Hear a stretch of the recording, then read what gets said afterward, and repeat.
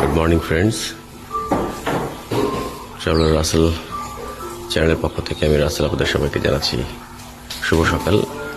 আজ উজবেকিস্তানের রাজধানী তাশকেন্তে শেষ সকাল।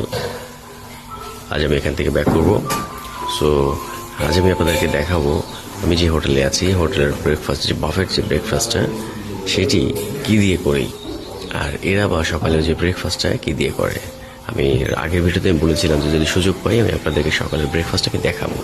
সো দেখুন, আমি যদি আপনাদেরকে সুন্দর করে দেখাই, এখান থেকে আছে, দেখুন কি কি আছে। ফ্রুটস আছে, অনেক ধরনের ফ্রুটস। এখানে এরা বেশিরভাগ রুটি জাতীয় খাবারই খায়।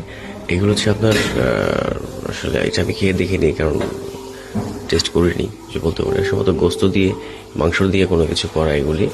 আচ্ছা, ওইগুলি দেখছেন যে পেটিস ধরনের কোনো কিছু আছে। এখানে কেক আছে, ফ্রুটস কেক। এরপরে এইখানে হচ্ছে চিজ, ওইটা পেস্ট্রি।